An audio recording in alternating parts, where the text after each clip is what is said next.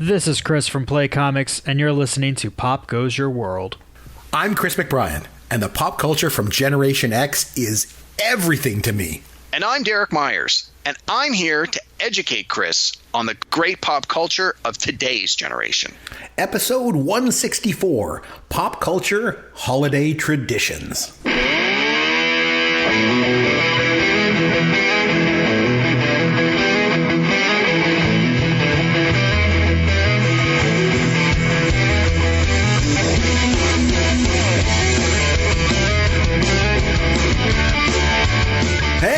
Chris McBrien along with Derek Myers, and this is Pop Goes Your World, the pop culture podcast for the generations. Derek, this week, we're going to be talking about yearly holiday pop culture traditions, and I've got a few of them. I just can't wait to get into this. But first, what's new in pop culture in your world, my friend? Well, Chris, thank you. Welcome. Mm-hmm. Good to talk to you again. Another Always week. Is. Yeah. We're getting closer and closer to Christmas. Chris, you sent me a text earlier today, a couple of them where you kept saying, I can't wait to do the show. I can't wait to do the show. I can't wait to do the show. And I finally had to just send you a reply that said, slow down there, Chris. It's a podcast about Christmas. It's not actually Christmas. So you're clearly excited about this topic. And I got a lot to talk about before we get there. So you're going to have to be patient and hold on a little bit longer. I'll do my best. Okay. So as we are approaching Christmas, I have had some additional time to take in some more pop culture. And as I think we've mentioned on the show before, from time to time, we get complimentary movie channels. And once again, we have those around the Christmas time this year. And so, of course, my PVR is filling up with great stuff. So I've been trying to madly watch things on my PVR just so I can clear space to record more things on my PVR. So in a previous show not too long ago, we talked about Sean Connery, and I told you that on my PVR, I have The Man Who Would Be King from 1975, starring Sean Connery and Michael Caine. Mm-hmm. And I finally had a chance to watch it. Oh, you did? How would you think of it? I loved it. I thought it was great. Yes. It's good. It was really good. Yeah. I mean, I was a little disappointed because when we reviewed the movie, you spoiled it, but I mean, the movie's 40 or 50 years old. Like, come on, if I haven't seen it by now. So I think if I had not already known the ending, it might have had that little bit extra oomph. For sure. But what I did find interesting was the movie begins when the movie begins at the end, and then he gives a little expository, and then it's a flashback. So after the movie ended, I actually rewound it. I started at the beginning again, and I watched the first 10 minutes a second time, having just watched the whole story, and went, oh, okay, I get it. And it, it was things at the beginning that didn't necessarily mean anything to me, but I found that really helped sort of put the little, Christmas bow on the top of it. But no, I really enjoyed it, and I would strongly recommend it. You had it as your number one Sean Connery movie, and I totally understand why. Man, it was quite. You know what it is? It's a hidden gem. I think it's an absolutely epic and unbelievable film that not a lot of people know about. I didn't realize it was based on a book by Rudyard Kipling, who many people probably know best from his work, The Jungle Book, which was a Disney cartoon and which people know and love. And I even enjoyed the fact that one of the characters in the story is Rudyard Kipling, which I thought was a little bit meta and kind of made me smile. So that was interesting. So that was my first thing. I had to watch that to get it off the PVR. Then as is the season, I'm sure we're going to get into this a lot more later.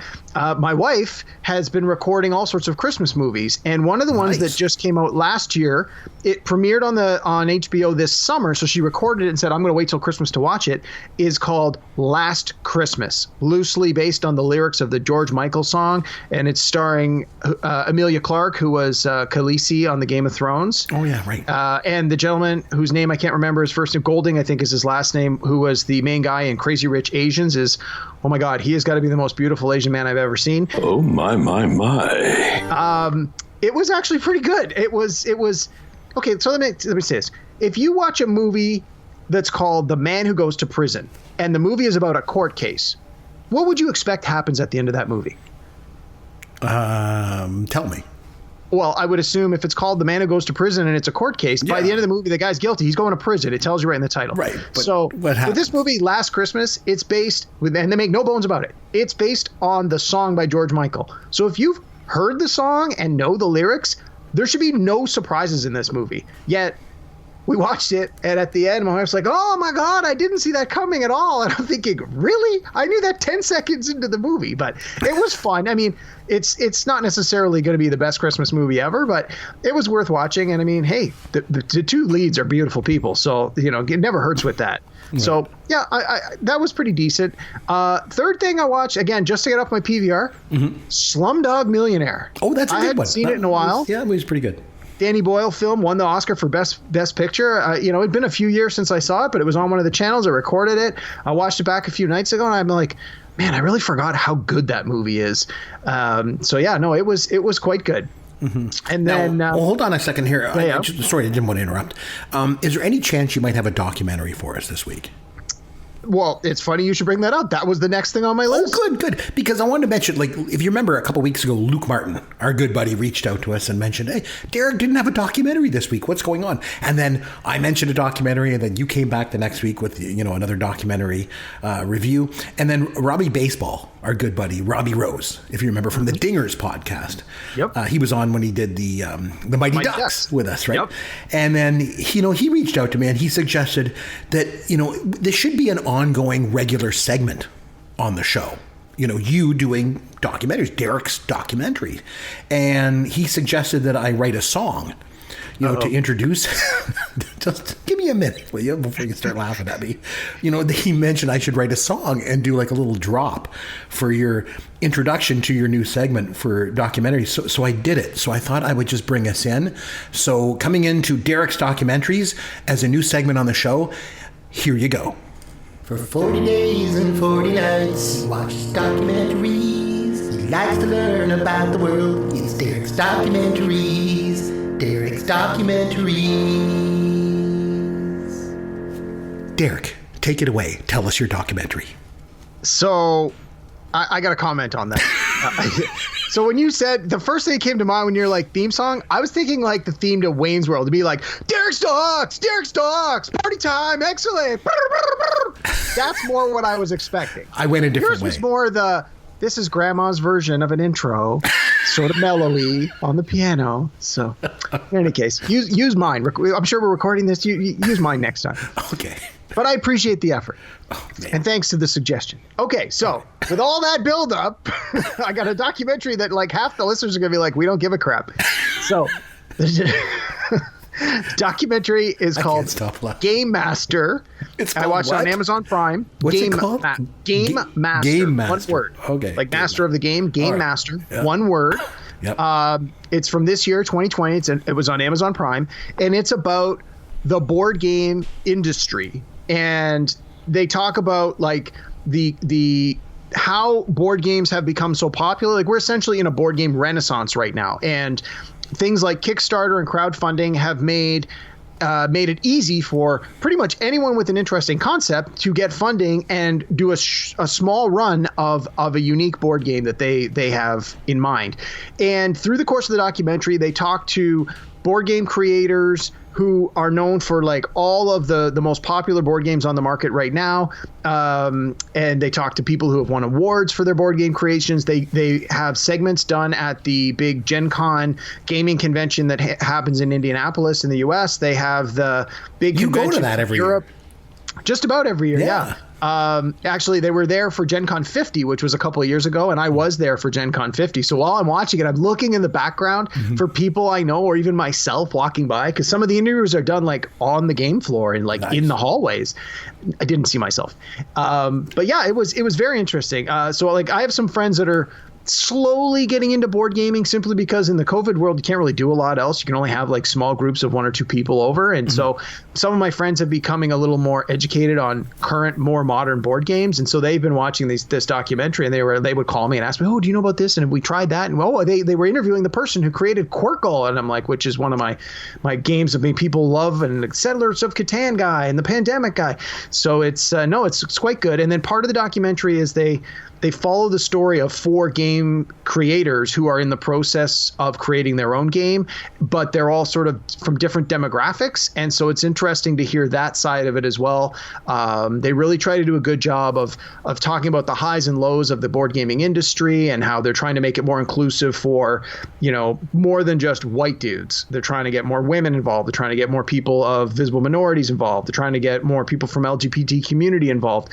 And they talk to people who are game creators and how do you reach those audiences with board gaming. And it was quite good. And so yeah, that's my documentary reco for the week. It's called Game Master, one word. It's on Amazon Prime. And it's from this year, 2000. Well, that's all I got for now. Well, we'll take us out of that with. For 40 days and 40 nights, he watches documentaries. He likes to learn about the world. It's Derek's Documentaries. Derek's Documentaries. Good job, bud. I was going to mention something. You keep using that intro, I'm going to stop watching documentaries. I wanted to mention one thing of pop culture myself before we get into our topic. As you know, there's been a lot of really cheesy movies made in this world, but I think I found one that actually takes the cake. It's called A Recipe for Seduction. Derek, have you heard of this or have you seen the trailer for it? Is that from that adult website that we're not supposed to admit we ever go to? But no, I know you go to quite frequently. This is a love story about a young, wait for it, Colonel Sanders. Oh, I heard about this. It's got the guy from Saved by the Bell. Yeah, Mario Lopez plays him, and he's got like the. I thought it was an Onion article. I didn't think it was real. No, I know it looks like something from Mad TV. Like, I don't know if it's supposed to be in the vein of Sharknado, where it's so campy, that's the point, but oh man, I tell you, I would say, it's a love story about Colonel Sanders, because if there's anyone in history that people care about his love life, it's the founder of KFC. Like everyone wants it. Like, was he a strong lover? Was he finger licking good? Oh my, my, my. All I know is that this thing is gonna suck. That is for sure. Oh, but you know what? You know what doesn't suck? My dad jokes. Here's your dad joke of the week. Just trying to keep things sort of on, kind of on topic. Derek, what kind of a ghost haunts a KFC? The ghost of Colonel Sanders. I don't know. A poultry geist. Terrible. Really? I can think of 11 reasons not to like that. 2 of which are salt and pepper. A little Canadian show called Schitt's Creek. You can say Schitt's Creek, but you can't say Wow, you are really dating yourself here, bud. Schitt's Creek is awesome as What are you talking about? Have you not seen Ryan Reynolds' film career? Apparently my son has no soul. Just let yourself, baby. You're not recording this, are you? No, never. Like, that's criminal. I know. We basically have the same bone structure. From the waist up, I presume. Most people won't question it. It's all ball bearings now. Alrighty, Derek. So this week we're talking about pop culture holiday traditions. It's the holiday season. Christmas is around the corner. We're heading into the, the holidays. And so every year, at least for me anyway, I love Christmas. I'm like a little kid inside, as you know. And every year I have certain traditions that I have done ever since I was a little kid. And they generally revolve around pop culture because, 2 of my favorite things in this world are pop culture and Christmas. So what better way than to match them together? So I thought it'd be really good if we got together this week and we talked about some of the holiday traditions from a pop culture point of view that we've had over the years and then share them with people. So you're all on board for this? You ready to go? Sure. I mean, I don't think I have nearly as many pop culture traditions as perhaps you do, but I racked my brain over the last week or two, and I think I've come up with a couple, and I kind of think we may have a little overlap on some of them, but let's see where this goes. Oh, that'll be fun. Okay, so one of my first ones, and it's an obvious one. I'm going to start with an obvious one, and that's Christmas holiday specials. Ever since I was a kid, and I mean, who hasn't? I've loved watching, animated Christmas specials on TV every year, and the thing is, it's also one of the few things that's remained a constant as I've become an adult. And there's just, I wouldn't say there's a few things that I loved as a kid that I still love as an adult. You know, there's quite a few things because I'm just like a big kid. But all those things that I think that I really loved as a kid that I still love now pretty much have to do with pop culture, you know? And that's kind of the recurring theme around here on the podcast anyway. But as it relates to holiday traditions, like I just love these animated specials, but there's 3 in particular that have always stood out to me. So the first one is A Charlie Brown Christmas. And the thing is, I pull different things out of this show than some people do. Like everyone always remembers the tree, right? Because it embodies the underdog, you know, that is Charlie Brown. But some things on this show, on this special, I really like. Snoopy eating the dog bones when he's eating them like snacks. You know, that part I always laugh at. And I love when Snoopy dances with his nose up in the air. And then probably my favorite part is Linus's speech that he gives about the meaning of Christmas. And the thing is, like, I'm not overly religious, but I've always liked that speech that he gives. Remember, he comes out and he says, "And the angel said unto them, fear not. Behold, I bring you tidings of great joy." I don't know. There's just something about I always just assumed that was a verse from the Bible. Yeah. Is it not a direct Bible quote? I think it is. Yeah. I mean, I don't know. I'm not qualified to make that determination, but given the flavor of the language, that was always my assumption. I just like it because it's like, that's what Christmas is all about. And it's sort of, it kind of cuts through, you know, all the commercialism, and that's what the tree symbolizes too. So I've always liked Charlie Brown Christmas. Rudolph the Red-Nosed Reindeer is another one. I mean, I like Rudolph and I like Yukon Cornelius. He's awesome too. But I absolutely love Hermie the elf that wants to be the dentist. His voice, his mannerisms, there's like the shyness, the fact that he's a misfit. It's just such a great message for kids to hear that, it's okay to be different. You know, and not only is it okay to be different, it can make you special. I love the message behind Rudolph. It's one of my favorites. And then my favorite of all, How the Grinch Stole Christmas. I'm talking about not that, that crappy live action one with Jim Carrey, that stupid abomination. I'm talking about the animated special with Boris Karloff, and the guy that did the voice of Tony the Tiger. Remember Thurl Ravenscroft? I wouldn't touch you with a 39.5-foot pole. Oh, God, it was so good. Do you watch these 3 every year? Do you watch any other ones? Frosty's pretty good too, but those 3 are like the best. Do you agree? So I've never seen The Grinch Who Stole Christmas. It just looked dumb. What? Never had any desire to watch it whatsoever. Back the movie or the cartoon. Back the truck up. Hold on. You've never seen the 30-minute animated How the Grinch Stole Christmas? No. I mean, I know what it's about. I've seen little bits and pieces over the years. Never been something I've been interested in watching. And I don't feel like I've ever missed out by not watching it. I have known you for 25 years, and I feel like this is a moment. This is just a moment here. It's like, oh my God, I don't know if we can be friends anymore. I can't believe that's how I feel every week when you don't like a good movie. So throwing that right back at you, bud. Taste of my own medicine here, I guess. I don't know. How can you not? I don't understand. It's not only how can you not like The Grinch, how can you have never seen it? I don't understand. This was such a big part of my childhood. Like, and they would always play during the week. It'd be around like 7 or 8 o'clock at night on prime time on one of the stations, CBS or ABC or NBC. Oh man, how have you never seen this? I don't know. I remember watching all these things when I was a little kid and like sort of thinking, meh, they're just okay. So most of them I've only ever seen like once or twice. Like that, the Charlie Brown one I've seen a few times because I can remember in my grade school they did like the play, like they turned it into a play where everybody.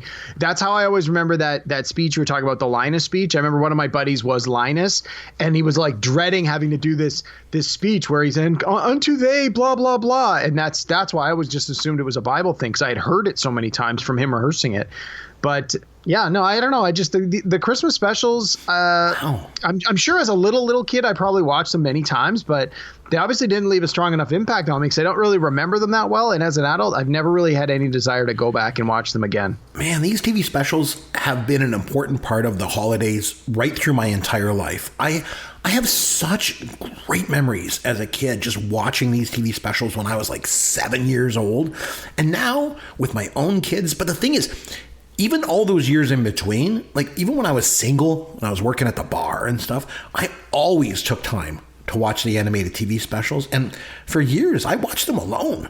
but I still watch them every single year.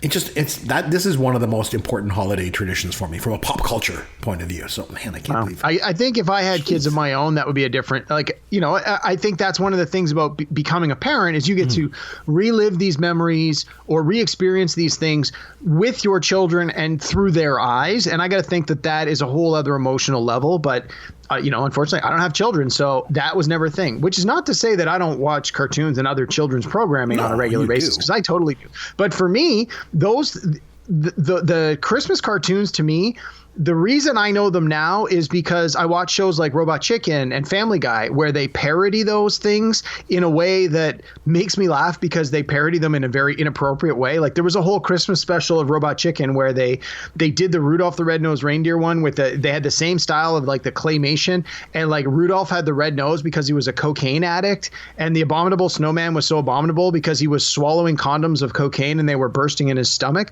Again, absolutely not what the original cartoon was ever intended to be. But when you get someone who's sort of my age demographic and you give them a little bit of money and you say, we want you to make something that's going to make people laugh, that concept made me laugh. And it was, that's sort of where my mind goes with a lot of these now, is they're just fodder for satire and comedy. And that's sort of my familiarity with them. No, the Abominable Snowman is just supposed to be that he's so tall, he's the one that can reach up and put the star on the top of the tree, not swallowing condoms full of... Is that a drug mule? I don't know, man. I tell you, we'll agree to disagree on that I think you are the Grinch. That's why you haven't seen it. You're in it. So as far as TV, I wouldn't go so far as to call them Christmas specials, but there's a couple of shows that have Christmas episodes that it's not Christmas for me unless I've had a chance to see them. Specifically this week, I managed to see... Which ones do you like? So The Big Bang Theory was on TV for many seasons, and the first couple seasons, in my mind, the show was not great because I felt that it was really, the joke was that they were nerdy, and then as the show got a little more popular and they went on, they started to, incorporate in such a way that it wasn't so much laughing at the nerds as much as laughing with the nerds and making sort of geek became chic through the course of the life of that show. But anyway, that's a whole other side conversation. But in any case, they do a really good job most years of doing a Christmas special. And one of the first ones they did, which was in their second season, was when they did a gift exchange, and Penny gives Sheldon a napkin with Leonard Nimoy's signature on it. And if you've never seen the episode, I don't want to ruin it too much because it is hilarious. And we just watched it a couple of nights ago. It was on again. And it's got to be one of my all-time top 5 favorite episodes of The Big Bang Theory. Just it hits on all levels. The stories with all the characters are great, and it's all Christmas related. It's all about gift giving, and he jokes. He's like, you haven't given me a gift. You've given me an obligation, but because you've given me a gift, now I have to give you a gift, and it has to be of the approximate same value. And if I don't know what you're getting me, then I don't know what to get you. And so it's this interesting way to sort of look at it from that sort of social commentary point of view, but wrapped up in humor. And it's at the end of it, it's the whole thing of you just give it to someone because you think that they're going to like it. You're not worried about the reciprocity that comes with it. So that one is one for me, is the Big Bang Theory season 2 Christmas special. It was season 2 episode 11 where she gives him the Leonard Nimoy napkin. And then one that came out a few years later, it crosses genres for me. It's one of the ones where the guys are playing Dungeons and Dragons at Christmas, and they're doing a Christmas themed Dungeons and Dragons game. Okay. And at the end of the adventure, Sheldon, instead of trying to rescue Santa, attacks the other players in the game and then leaves Santa for the ogres because he's mad that when he was young, he asked Santa to bring him a particular gift and Santa didn't bring it. And so Sheldon's had all this pent up hostility over all these years. And when he finally gets a chance in the game to get revenge on Santa, he does. And then, of course, with this show, they always go to a commercial with like 1 or 2 minutes left in the show. And then when they come back for those last 2 minutes, Sheldon hears someone in the apartment, and he comes out, and it's Santa, and he's like, "Oh my God, Santa, you're here!" And basically, it's Santa then taking revenge on Sheldon for leaving him to fend for himself against all those ogres. And so it was, again, it's just one of these ones where I'm a big D&D nerd, and The Big Bang Theory is one of my favorite shows, so it's like it crosses all of that. So those are my 2 TV Christmas shows that it's not Christmas unless I've seen those 2 episodes. Didn't you write a Christmas-themed D&D module? Well, it just so happened I did, and it's funny you bring that up because that was a good segue.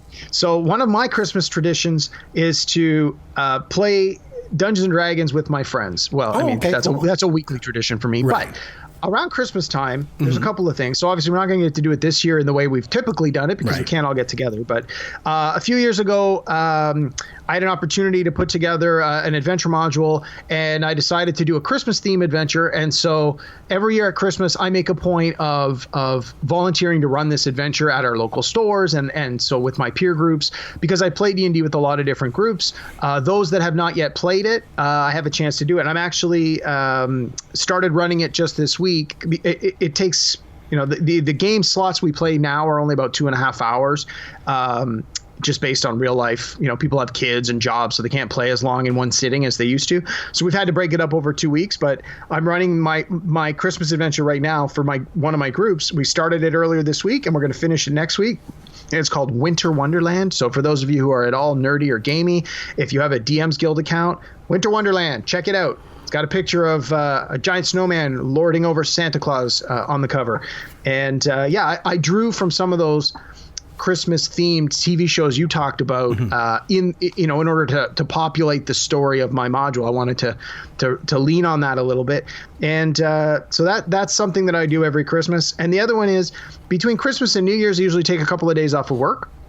And I have a fair number of friends who either don't have kids or their kids are old enough that they don't have to be with them all the time. And so I usually have a 1 or 2 day marathon where I have people come over to my house and we have a few drinks and we order some pizzas and we stay overnight and we just do a nonstop Dungeons & Dragons marathon for 2 days.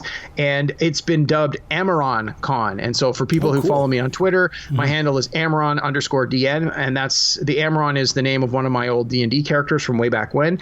And so someone in the first year they did it, they're like, it's like a mini convention, we're going to call this Amaron Con. Nice. And so I've done it like 5 or 6 years in a row.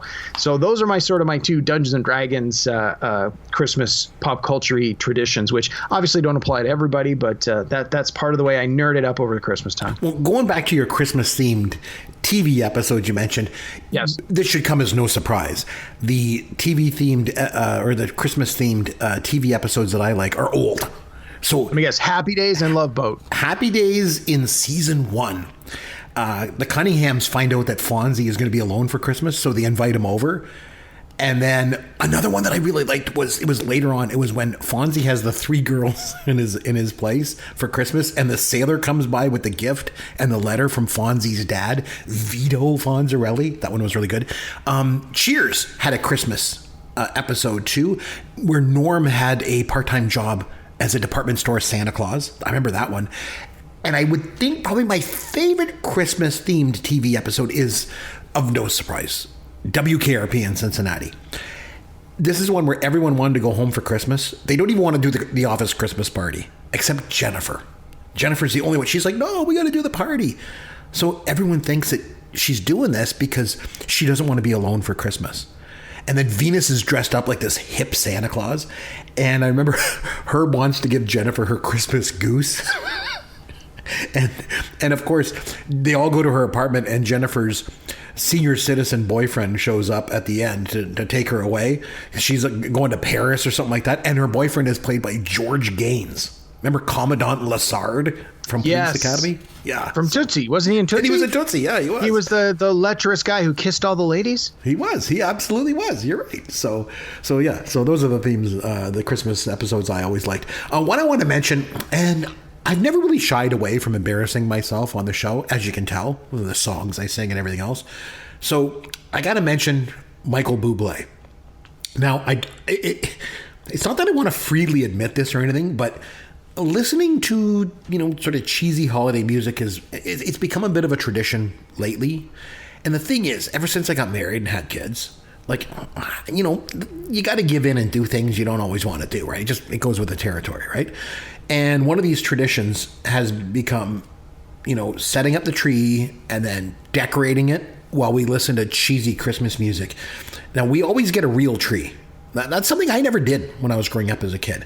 But my wife always makes us get a real tree, and we put on Christmas music. And I got to say, I think it seems like every December, once a year, Michael Buble emerges from his hole and kind of rubs his eyes, and winces at the sun. And then he starts singing Christmas songs. And then he just goes back into his hole a few days later. It's a bit of a fascinating pop culture phenomenon, actually. But it's one, unfortunately, that I've had to become accustomed to the last couple of years. And so Michael Buble has been a big thing for me the last couple of years. It's embarrassing. Do you have any other music-related Christmas traditions? Because I have one. If you don't. Well, and maybe this will lead into what you were going to say. I saw your wife actually post that's something. where I'm going. That's where I'm going. Yeah, she posted something on social media about being whamboozled, and I got to tell you, I had no idea what she was talking about. But apparently, this is a thing. You wanted to explain to us what it means to be whamboozled? Go ahead. So, Whamageddon. So, the song so earlier in the show, I talked about the movie Last Christmas, which is based largely and in no way loosely on the lyrics to the George Michael Christmas song Last Christmas. And so it is now a social media thing where starting on December 1st, if you can go all the way from December 1st to December 25th without hearing the song Last Christmas on the radio in your car, on your Spotify account, in a shopping mall, or on a TV show or a commercial, or in a movie, then you win. You win the Whamageddon. Unfortunately, I don't know anybody who's been able to make it all the way through since this has become a thing. Inevitably, people start to hear it creep up in places. So, a couple of stories about this one. So my wife recorded the Last Christmas movie when it premiered on HBO on, of all days, July 25th, exactly 6 months before Christmas this summer. And she's like, I'll wait to watch it around Christmas. So a few weeks ago, we're like, hey, we should watch a Christmas movie. And I go, why don't you watch that one on your PVR? And she goes, nope, because they're going to play the song during the movie, and I haven't heard the song yet, and I don't want to Whamageddon myself. And I'm like, okay, that's fair. And then I'm on a call.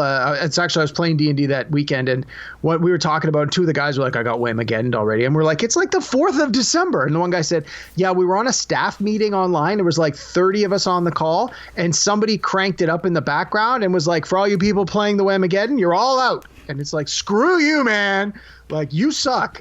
And so anyway, my brother got us last week or the week before. We were over at his house dropping some things off. And he was showing me his new portable Bluetooth speaker. And he goes, here, let me play you something. I was like, okay. And sure enough, he had that queued up. I was like, oh, you jerk. And so both my wife and I both heard it. And so she posted, she's like, we just got Whamageddon by my brother-in-law. What a jerk. So yeah, when you hear it, you post to social media and you say, Whamageddon, got me, I'm out. Is this a new phenomenon? Because, I'm a Gen X guy, and I've heard that song before, but I've never heard this as being like a thing.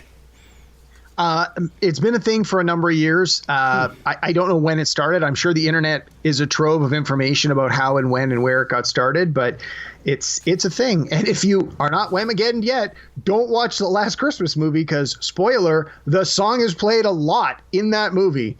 So yeah, that's my only real music tradition as far as Christmas. Well, there's obviously some movie traditions, that we can touch base on.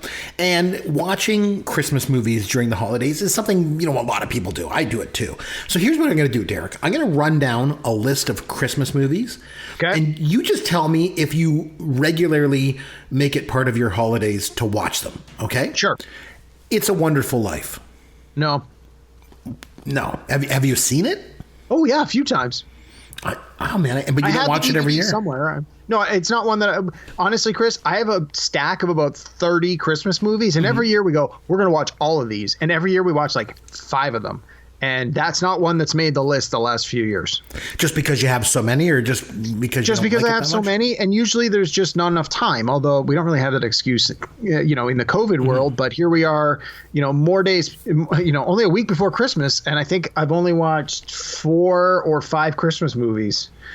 Well, it is a long one, too. I mean, it's a long movie. And it's funny. I just mentioned to my wife the other day, because she knows how much I love this movie. I watch it every year. Oh, it's great. Yeah. I'm not saying I don't like it, and I'm not saying I've never seen it.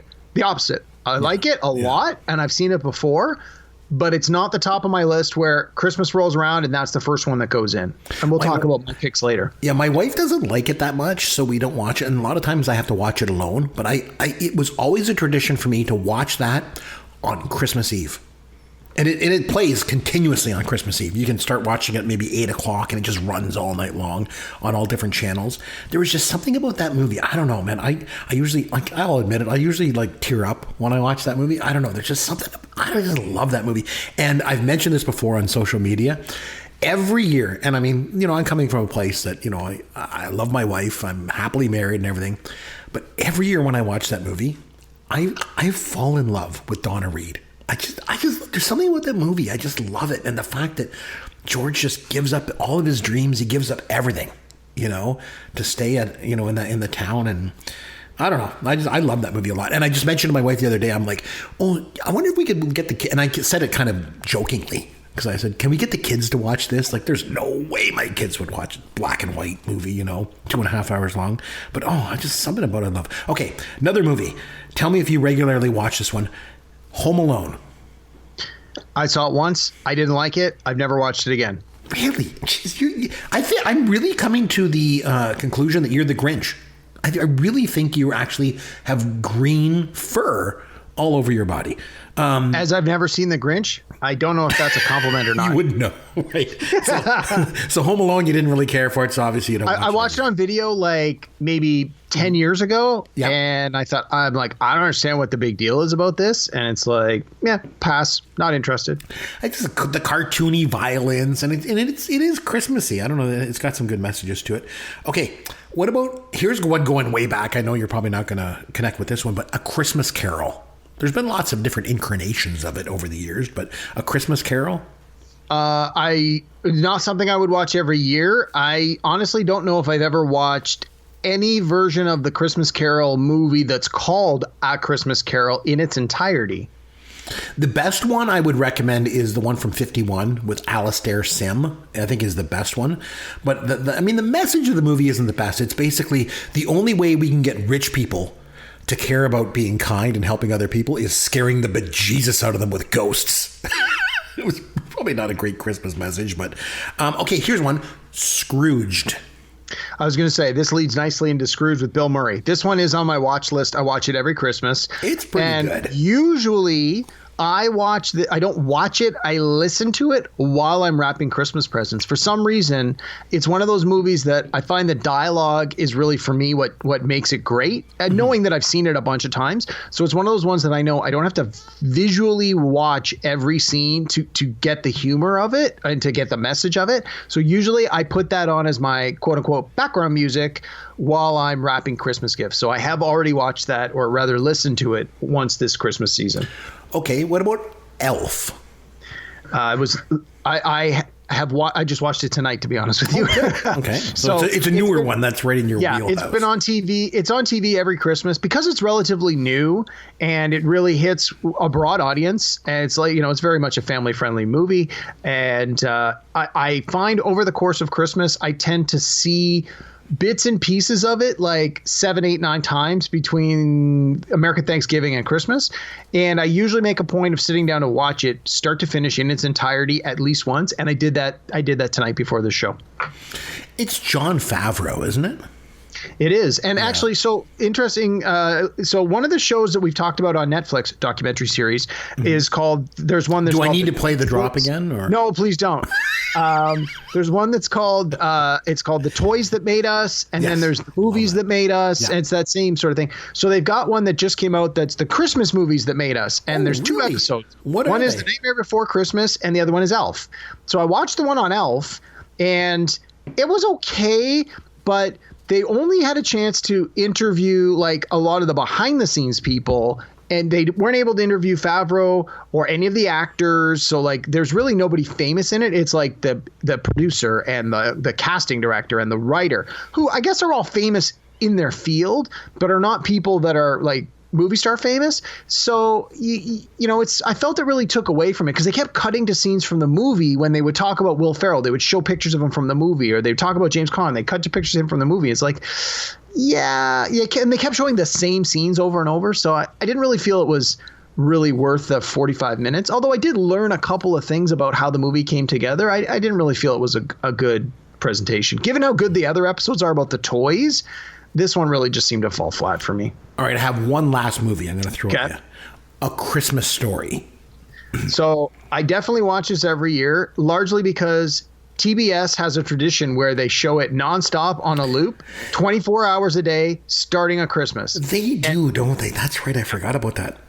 So I mean, this one I love right from remember seeing it when I was really young. I didn't know what it was called for a long time. It's like, well, what's that one about? You'll shoot your eye out. You'll shoot your eye out. Ralphie will shoot your eye out. And then, of course, the actor that played Ralphie has a cameo in the movie Elf, which I thought was a nice little wink to give him that shout out. Mm-hmm. But yeah, Christmas Story I watch every year. And a friend of mine, I think it was shot in Cleveland, if I remember. And a friend of mine went to Cleveland a few years ago. And one of the things that he insisted that his family do is go and see the Christmas Story house when it had the leg lamp in it. It's fragile. It's Italian. The thing I remember about it, too, is when I did my undergraduate degree, I went to Brock University in St. Catharines. And a lot of the movie was shot in St. Catharines. And because it was Bob Clark, he's Canadian. And right around the corner from the house that I lived in with my roommates, just like right up the street and around the corner was the school that they shot a lot of the school scenes, like even where the kid put his tongue on. I double dog dare you. Yeah. I triple dog dare you. All right, so I've got one for you. I just started a new holiday tradition. It's probably been going on for about the last 3 years. So about 3 years ago, my mother-in-law was over here at the house right before Christmas. And I think her and my wife were like, they were in the other end. They were talking about something or other. So I decided I'd make myself a rum and eggnog. And I go in the living room and I put Die Hard on the TV. And my wife comes in and she's like, what are you watching? And I'm like, I'm watching Die Hard. And she's like, what's that? And I filed for divorce. I've never seen Die Hard before? Yeah, I filed for divorce right away. I'm just kidding. So I try to take these opportunities to educate her, about pop culture. Sometimes I think she grew up under a rock. I don't know. But anyway, so she joined me and we watched Die Hard together. And guess what? She loved it. Good. She thought it was great. And she's like, how have I never seen this movie before? It's so good. So then the next year we put the kids to bed. We poured 2 rum and eggnogs and we watched Die Hard again. And just like 2 nights ago, Derek, we watched it for the 3rd year in a row. So this is becoming a new pop culture tradition, at the holiday time for me. Anytime I can educate someone on a great piece of Gen X pop culture, I consider it a win. And this has been one of my better wins in recent years. There you go. Yeah, Die Hard is it. So I too consider Die Hard a Christmas movie, despite what some of the haters are going to say. And if you disagree, we'll agree to disagree. But I think Die Hard should be classified as a Christmas movie as well. It takes place in Christmas, and we watch it every year at Christmas or around Christmas. And it's usually on TV in pretty heavy rotation, so that usually helps us decide. And I've probably seen that first Die Hard movie 30 times or more. It's definitely a favorite of mine. Yeah, it's a good one. Okay, so I've got one I want to throw at you. And this is a pop culture tradition for a lot of people. It never was for me. Well, hang on, Chris. Is this going to be about more movies? Because I want to add a couple of movies. No, sure, okay. Go ahead. Okay. So I had a list of 5 Christmas movies that I watch every year. You've already hit on 4 of them. All right. You mentioned A Christmas Story already. Let me ask you, side note, they did a sequel to A Christmas Story. Do you know what it's called? Have you ever seen it? No, I'm not even aware of it. It was called Ollie Hopnoodle's Haven of Bliss, and it takes place the summer after A Christmas Story. They recast Ralphie, but it has the same parents. Well, with that title, who wouldn't know that's the sequel? Yeah. Don't call it Christmas Story 2. Yeah, it was pretty bad. I remember we had it. What the hell was the name of it? Say it again. Ollie Hopnoodle's Haven of Bliss. What the hell did they call it that? I don't know. But we had it for rental at our Blockbuster video store. And I can remember a guy used to come in every so often and be like, has this video rented at all in a while? And we'd look it up. We were like, no. He's like, would you be willing to sell it to me? Because that was part of the Blockbuster business model is if your movie haven't rented X number of times over X number of months, you sell it off for $4 to make space on the shelf. Right. And so he would always come in and go, hey, is this rented? And for whatever reason, it rented just the bare minimum amount that we could never sell it to him. And it was one of these ones that it was never a big movie, so it was not available for purchase otherwise. And we finally asked him, we're like, why do you keep asking about this movie? And he said, it's the sequel to A Christmas Story, which of course then everyone on staff had to rent it, which meant he wasn't going to be able to buy it for a long time. He's never going to be able to buy it now. It went way up. It's like, wow, this movie's rented 20 times in the man. man. So yeah, it was not a great movie. I want to say that they recast Ralphie, and I could be wrong. I'd have to look this up. It's been a long time. Was Jerry O'Connor, the fat kid from Stand By Me? Yep. Who ended up marrying Rebecca Romaine? Yep. Yeah, I'm pretty sure he was the one they recast as Ralphie. But anyway, yeah, that's just an interesting little side piece of useless trivia. The other Christmas movie that we watch it's always our first one when we're like, are we going to watch Christmas movies? Yes. Right. Okay, we sit down and we watch Love Actually. Have you seen Love Actually? I have not seen it, no. It gets mixed reviews from people. It's another one that's a little long. I think it runs about 2 hours and 10, and I think you could probably trim about 15 minutes out of it to really tighten it up. But it's a who's who of British cinema in the early 2000s, and it's this series of 8 or 10 different stories that all take place around Christmas. Like the movie starts, I think it's 5 or like they throw up the title card, 6 weeks to Christmas, and then a little 5 weeks to Christmas, and so it's this countdown to Christmas. So all these stories are happening, and it's this examination of the various forms of love that are happening between friends and relatives. Like there's a man whose wife has died, and he's got to connect with her son because it's his stepson, and now it's just the two of them. There's a guy who meets a girl on the job, like at work, and he's like gets a crush on her. And then it's like the older couple where the dad is like falling for a woman in his office, and it's like there's a guy who's in love with his best friend's wife, but the husband and wife are newlyweds who are very happily married, so he's like suppressing these feelings because it's not cool to hit on your friend's wife.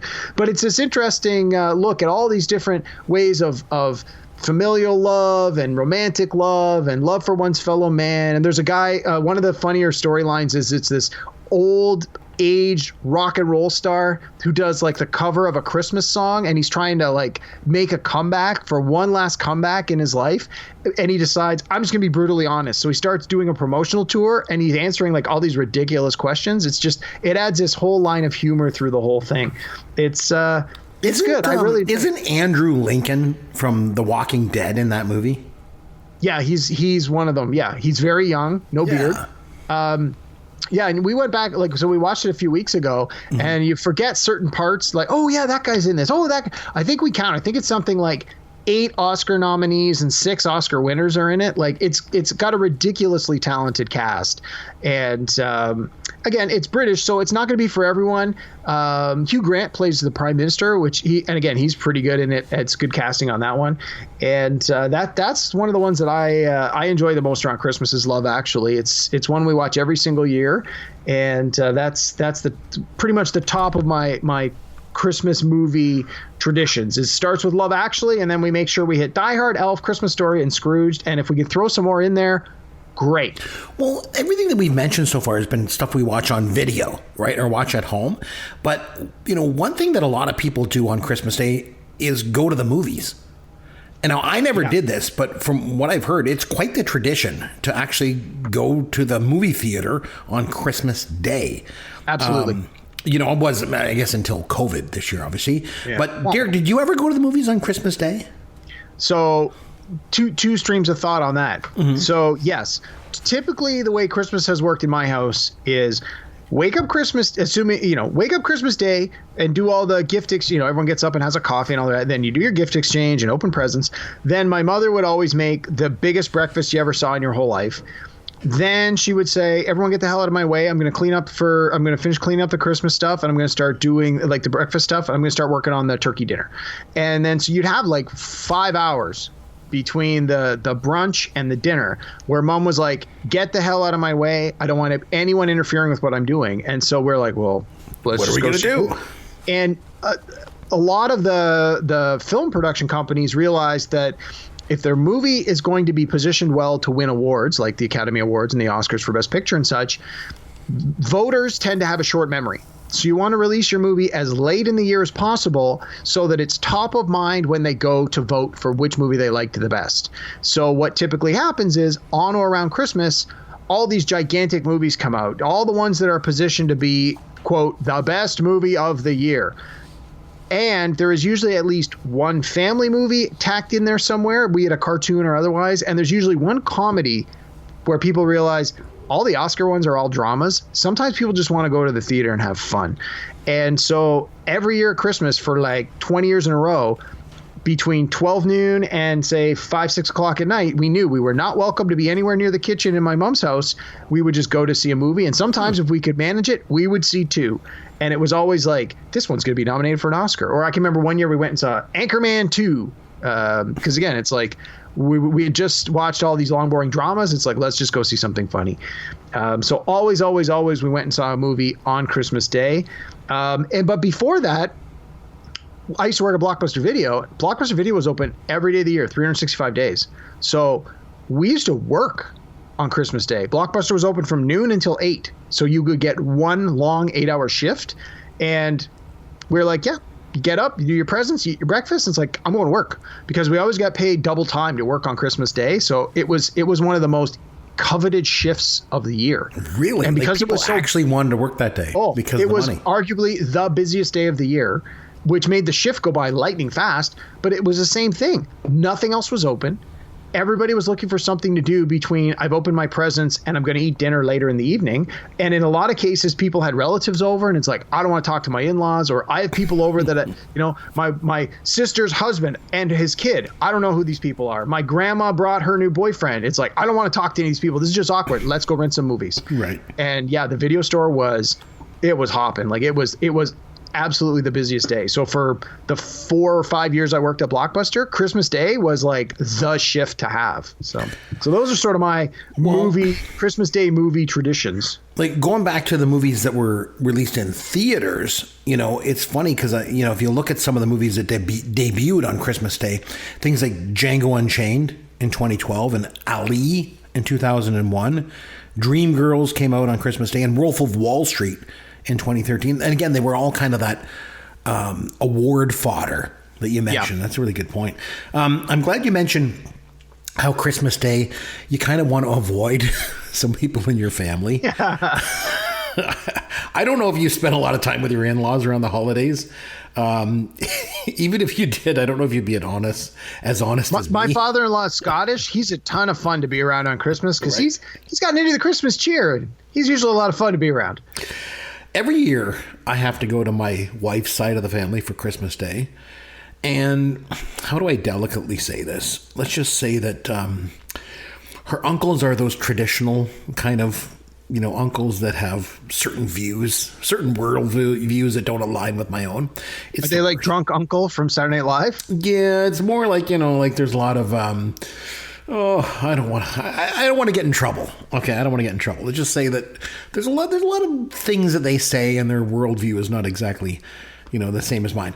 So I've established my own Christmas tradition, and every year I slink off upstairs into the spare room, and I put on Showcase. It's the Canadian movie channel, in case anyone doesn't know. And every year on Showcase, they run a marathon of the original Star Wars trilogy. Nice. So not only do I get to avoid the racist uncles, I get to watch Star Wars every Christmas. And I drink beer too. So it's great. Like 2 of my favorite things, Star Wars and beer, and no racist uncles. So one of my least favorite things. So it kind of all works out. So every year it's become, since I got married, I watch the Star Wars original trilogy every single year. So that's been my thing. We're getting ready right down to maybe the last one here. So do you have anything else you want to mention before I get to mine? So I think the only other thing I want to mention, not even that it's so much pop culture, is just one of my personal Christmas traditions is, as I mentioned a few times already, I don't have little kids. I don't have kids. And I have one brother who also doesn't have kids. So Christmas at my parents' house, it's like everybody's grown-ups. There's no children to go around. So it sort of changes what you can and can't do around Christmas time when you don't have to worry about unduly influencing little kids by doing and saying inappropriate things. But at the same time, you can have a more grown-up time of it. I certainly sometimes feel like we're maybe missing out. You don't have the sort of the magic of Christmas through the eyes of children, but it is what it is. So when you don't have children and you don't have a family where there are children, you don't necessarily have to be at home at Christmas. So for years and years now, my family has traveled a lot at Christmas. And I don't know if people have ever had this opportunity to take a vacation over Christmas time, but you can get some amazing deals to some fantastic places because the vast majority of people seem to want to be at home and they have little children. They want to be with their kids and the magic of Christmas. And that's all well and good. And that's great. And power to you. And I hope you've had a happy holidays and all that great stuff. But if that's not you and you're wondering what else you can do at Christmas, I strongly encourage you to look at the opportunities for travel. And for me, I love to gamble, as I might have mentioned once or twice on this podcast. And most of my family, we all have like borderline compulsive gambling problems. So we love Las Vegas. And I have had some of my absolute best vacations doing the Las Vegas trip at Christmas time. Unfortunately, can't do it this year because of the travel restrictions, especially between Canada and the US. But as soon as Vegas opens up and we can fly to Vegas, especially if it's open next Christmas, I'll be in Vegas at Christmas. So I know it's not so much a pop culture thing, but that is the only other Christmas tradition that I wanted to share. I have one last one that's become a Christmas tradition for me. And anyone that has connected with me on social media knows this. There is one Christmas tradition that I have each and every year. And that is spreading my personal Yuletide love of the YouTube classic, Henrietta and Myrna Neudorf singing Go Tell It on the Mountain. Now, for the uninitiated, it's not just the bad singing, really, really bad singing. The stage presence, the expressions, the fashion, even their names, for crying out loud. It's just all inspiring, and it's all working for Henrietta and Myrna Neudorf. So the television industry in Canada, I should mention, back in the 80s and 90s, it was a very local thing, you know, and back in the 80s, there was this television station locally in Winnipeg, Manitoba, that would run these low budget, no talent shows. And one of them was this religious show that would feature local people coming on and talking about all kinds of things. And they would feature local talent as singers. And I use that term very loosely. And one of the very best of the best of these local television shows in Winnipeg was, it was shown around Christmas time, sometime in the late 80s. And it featured these two local Winnipeggers by the name of Henrietta and Myrna Neudorf. And Henrietta was the older aunt, and Myrna was this young niece that looks like she would rather been anywhere on earth besides being next to her aunt singing Go Tell It on the Mountain. It's so bad. It's so bad that it's good. And you just know that the younger girl was like, Aunt Henrietta, I don't want to do this. And Aunt Henrietta was probably like, oh, don't worry, Myrna. It's local TV. No one will ever see it outside of Winnipeg. And then YouTube years later is like, hold my beer. I tell you what, if you do one thing today, go to YouTube and search Henrietta and Myrna sing Go Tell It on the Mountain. I'm telling you, you will lose it.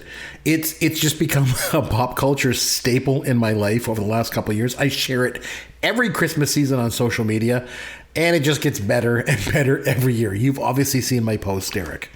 I saw that it was posted. I didn't really know what it was. I was a little nervous, so I did not click through. But now that you've set it up, I think when we're done recording, I'm going to go and have to give it a listen. Oh man, just watch it, and like I say, just for you listening, just you go and search it on YouTube. You know, Henrietta and Myrna saying "Go Tell It on the Mountain." You will thank me for it because you will just laugh your ass off. Anyway, on that note, let's have some fun with Caveman. All right, let's have a little bit of fun with some trivia this week, shall we, my friend? Sure. I think my Christmas trivia is not great. I mean, we'll see where we go with this, but honestly, this is sort of my weak spot. Everyone has like their areas they're strong and they're weak. Christmassy stuff, holiday stuff. I think we're going to find I'm not going to do that well. But anyway, lay it on me. What do you have for me? Let's have ourselves a drink, shall we?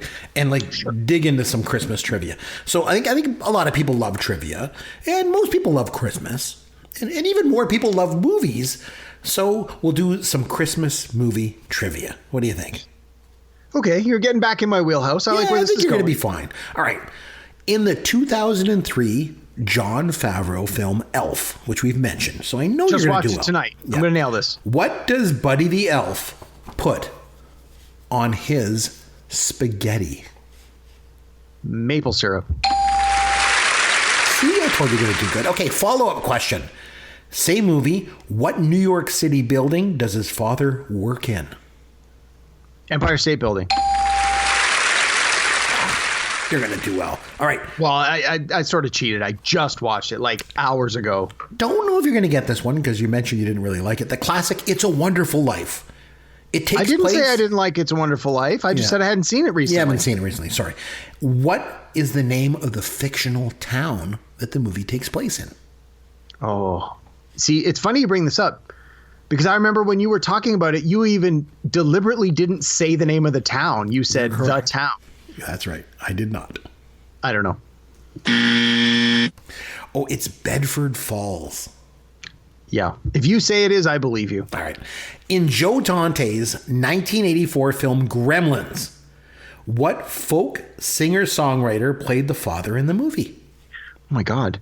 That was just on TV. We just watched it. I don't know the name of the guy, but he was the later years of the Different Strokes show. He was the dad of the new young little kid that came on, but for the life of me, I can't remember it. It was Hoyt Axton. Sure. Hoyt Axton. The bathroom buddy. Here's the bathroom buddy. Yeah, although it wasn't his best role because his best role ever was A.J. Watson, Jennifer's childhood boyfriend from Rockthrow, West Virginia on WKRP in Cincinnati, baby. You ever remember that episode? Johnny had to pretend to be married to Jennifer. And then honestly, I don't remember WKRP that well. It was a little before my time. I only remember a few episodes. I remember he sings. You should lend me your DVD box set so that I can get caught up because I don't see those episodes on any of my streaming services. So no, you can't find them anywhere. I'll lend it to you. In this episode, Hoyt Axton sings to Johnny. He's like, "I got the knife, you got the gun. Come on, boy, we're gonna have a little fun." It was good. Okay, I got a question for you.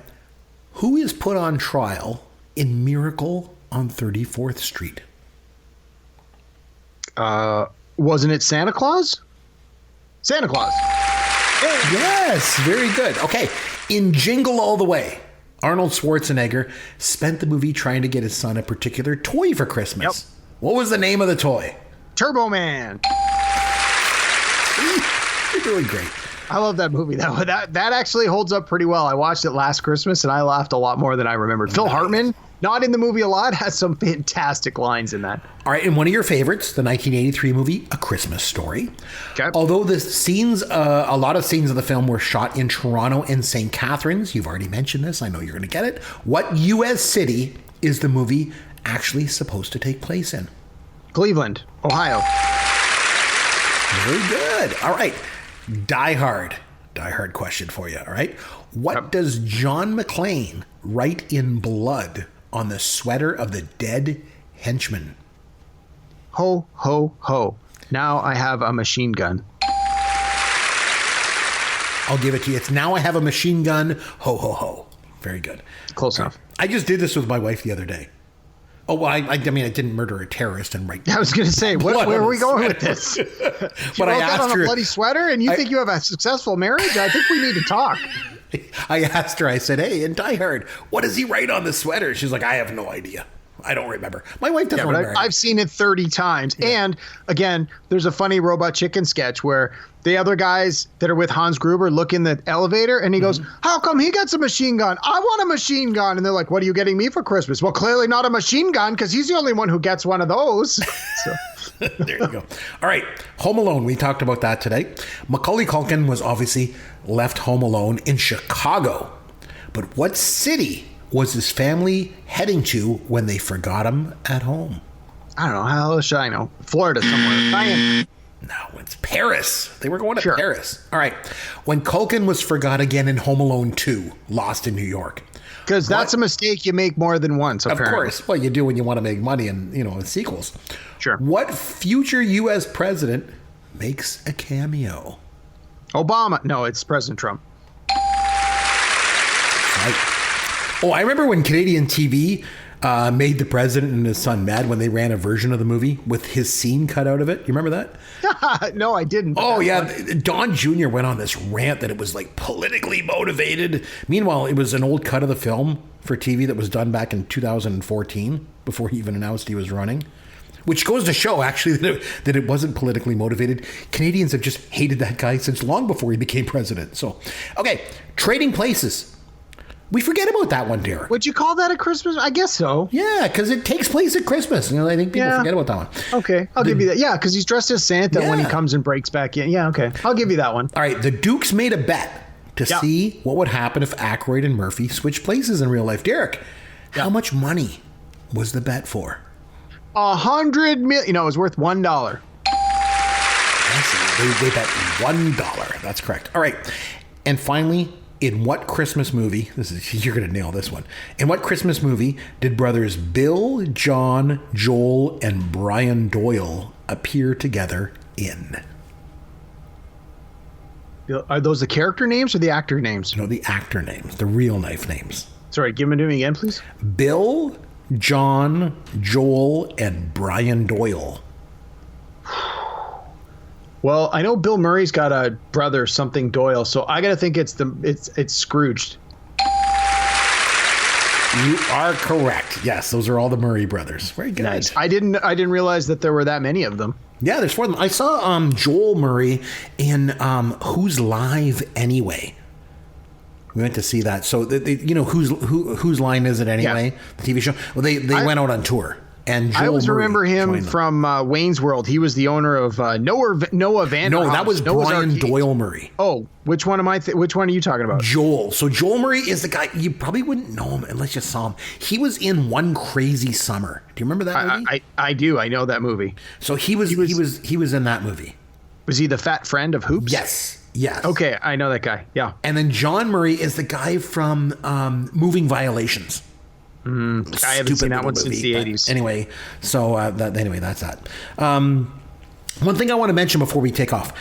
Every year around this time, we usually take a little bit of a break over the holidays. I don't think anyone really listens to podcasts over Christmas and New Year's anyway, do they? Well, if you're looking for an excuse to get away from your in-laws and you're like, I have to listen to my favorite episode of Pop Goes Your World and I can't miss it.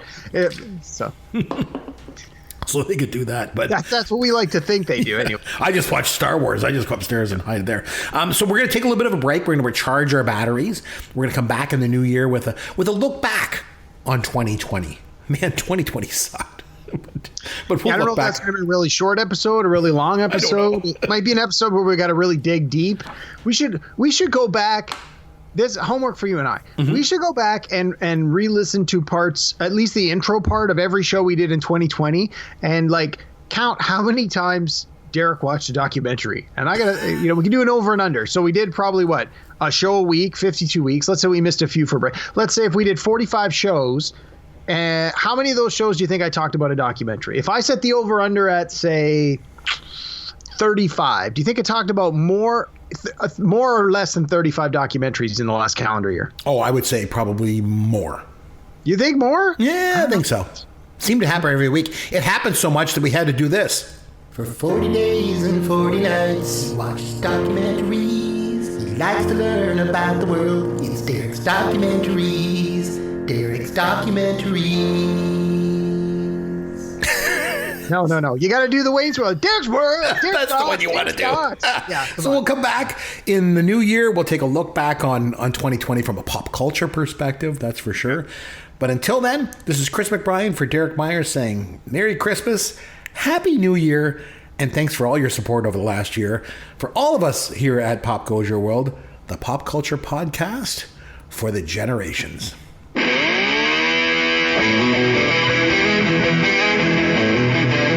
Thanks for listening to Pop Goes Your World. You can contact Chris and Derek at popgoesyourworld.com. Please take a minute and review the podcast on iTunes or wherever you download and listen to the show.